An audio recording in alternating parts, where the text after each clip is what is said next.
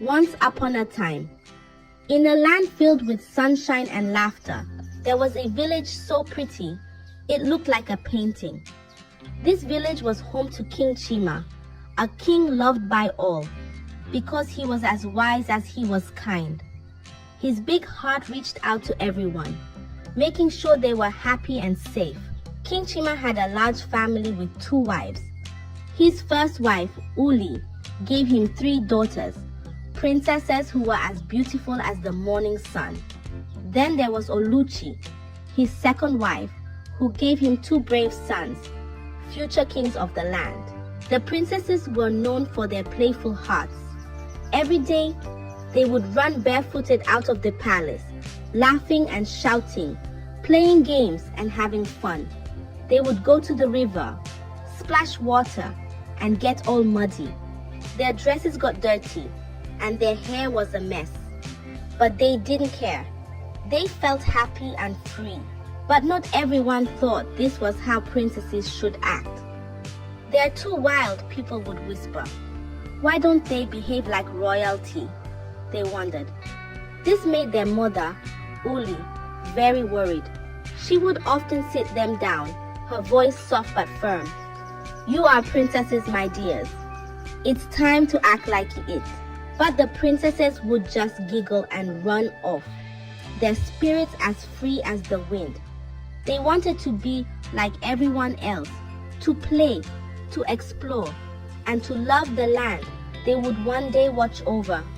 This made some in the village call them foolish. Why can't they see they're not like us, they'd say. But the princesses didn't mind. They believed being true to oneself was more important than wearing a crown. So, despite their mother's worries and the villagers' whispers, the princesses continued to dance with the world, their hearts as wild and free as the beautiful village they called home. In this village, there's usually a festival that happens every year. This wasn't just any festival. It was for the princesses' brothers, to find brides. On the day of this festival, the village square was alive with colors, music, and the sweet smell of festival foods.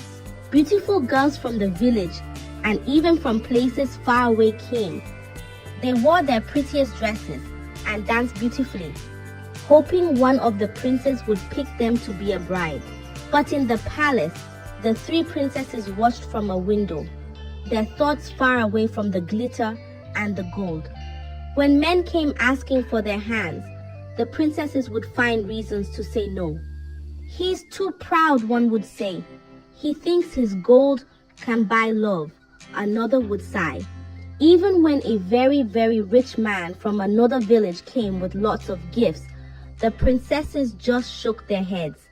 They splashed water on him when he said he wanted to marry all 3 to make his 7 wives.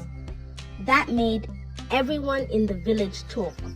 How foolish, they said. Turning away all these rich and powerful men, their parents King Chima and Queen Uli were puzzled and a bit sad. Why won't you marry? They'd ask. Your brothers are ready and you are the elder. But the princesses would only smile and say, when we find true love, we will know. The festival for their brothers was beautiful. Maidens danced and laughed, hoping to catch the prince's eyes. And though the princesses admired the courage of these girls, their hearts longed for something different. They didn't want a love that was found in a day. They wanted a love that understood them, that saw beyond their crowns. As the festival ended and the princes found their brides, the village talked even more. What will become of the 3 foolish princesses? They whispered.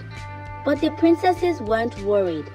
They believed in their hearts that true love wasn't something you could find in a festival. It was something that found you, in its own time and its own way. As the seasons changed and the moon danced its way through the sky, the princesses grew into beautiful young women. They watched the leaves turn from green to gold, thinking about love, about what it meant to them.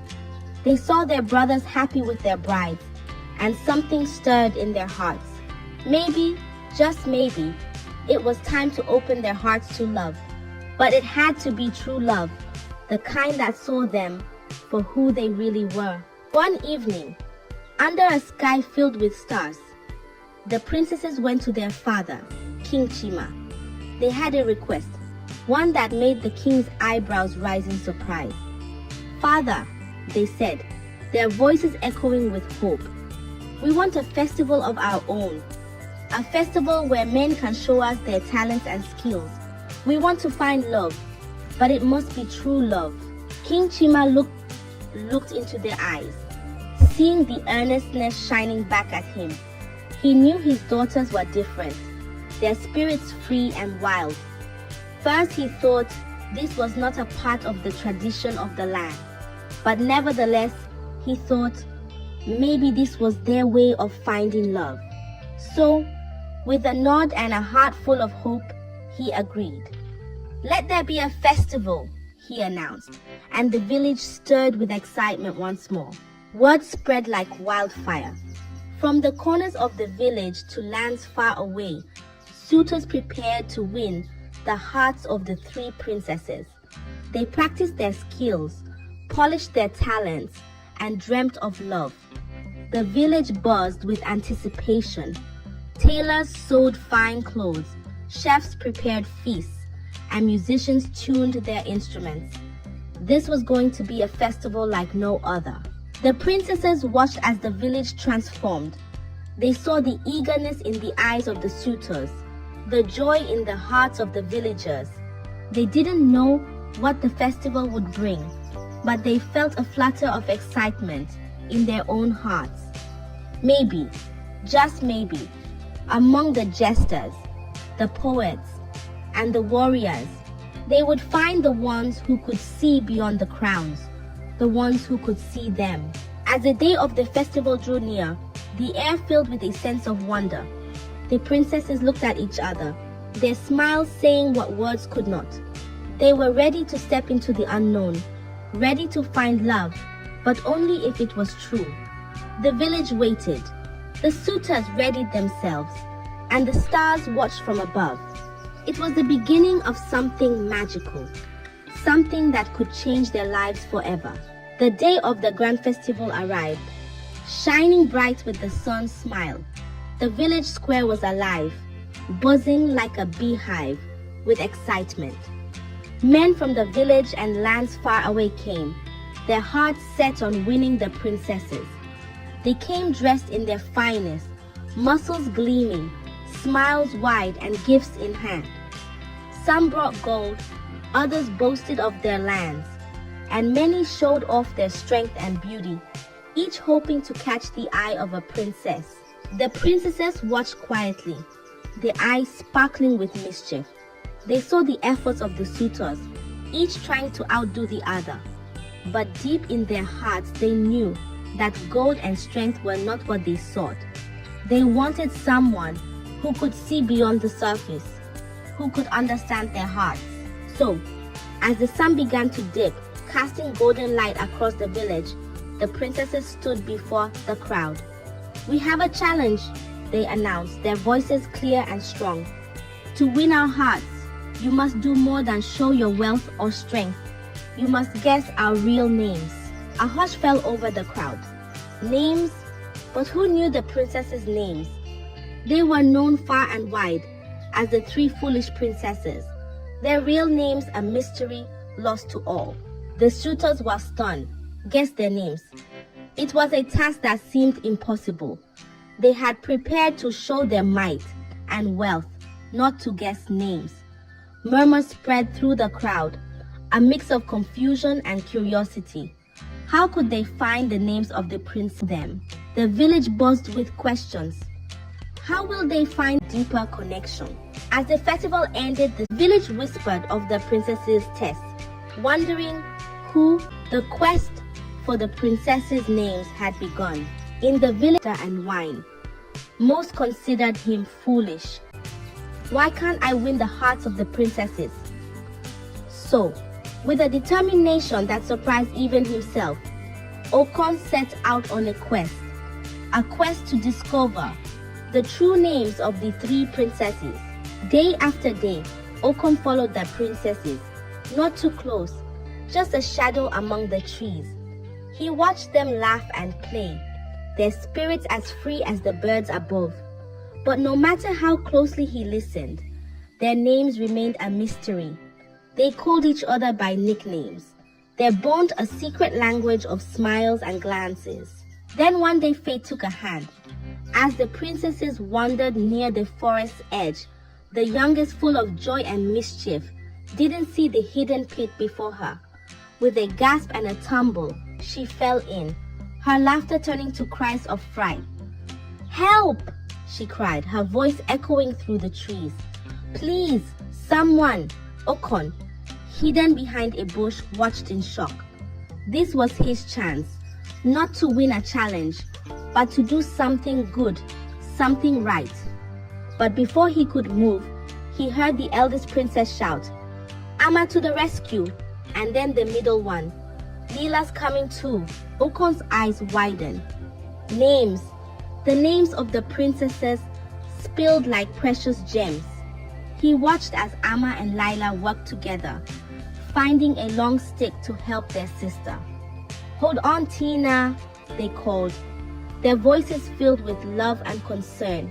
With a heave and a hold, the sisters pulled Tina from the pit, their arms wrapping around her in a tight hug. Okon, hidden still, felt a warmth in his heart.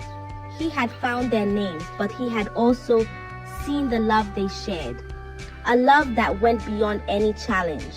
Filled with a new resolve, Okon stepped out from his hiding place, his heart beating like a drum.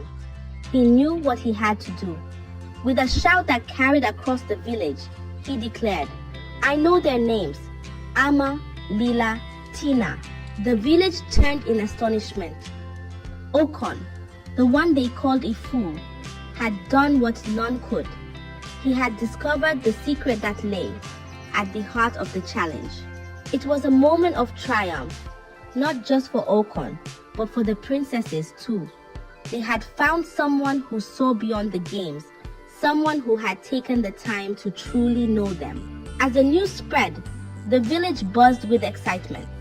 Okon, once the village drunkard, was now the talk of the town. His strategy, born of patience and observation, had revealed the true names of the princesses. It was a story that would be told for generations, a tale of unexpected heroism and the power of looking beyond appearances.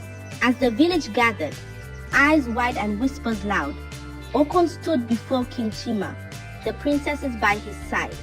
The air was thick with anticipation. Okon, once thought a mere village drunkard, held the attention of all. "I know the names of your daughters," he declared proudly. "Ama, Lila, Tina." But Okon had one more surprise, a secret that would change everything. "I am not who you think I am," he began, his voice steady and strong. "I am Prince Okon, from a neighboring village. I came here not as a fool, but in disguise, to learn the true hearts of your daughters." The village gasped, eyes turning from Okon to the princesses, then back again. The man they had mocked was a prince, wise and cunning, who had seen past the game to the truth beneath. The princesses smiled at Okon, their eyes shining with respect and something deeper, a connection forged in understanding and kindness. They had seen many suitors, men of wealth and strength, but none had sought to know them as Okon had. He had shown wisdom, seeing beyond titles and appearances to the heart of who they were. King Chima, moved by Okon's revelation and his daughter's happiness, agreed to their marriages. "You have proven yourself wise and true," he said to Okon, "worthy of my daughters." The weddings were like no other, celebrations that filled the village with music, laughter, and joy. Ama, Lila, and Tina, the three princesses once thought foolish, stood proudly beside Prince Okon, their hearts united in love and respect. As the princesses set off with Prince Okon to begin their new lives, the village was left in a state of wonder. They had judged the princesses and Okon, labeling them foolish without truly seeing their hearts. But love, the princesses and Okon showed, was not about titles or appearances, but about understanding, respect, and seeing the true worth of a person. The story of the three princesses and Prince Okon became a legend, a tale of wisdom, equality, and the power of love. It was a reminder to all that true nobility comes not from birth or wealth, but from the wisdom of the heart and the courage to see beyond the surface. And so, as the sun set on the village, casting a golden glow over the land, the people whispered of the day's wonders, their hearts filled with a new understanding. The princesses and Prince Okon, now bound by love and wisdom, journeyed forward, their futures bright with promise, leaving behind a village forever changed by the lessons of their tale. I hope you enjoyed the tale. If so, please like the video, share it with your family and friends, comment on it,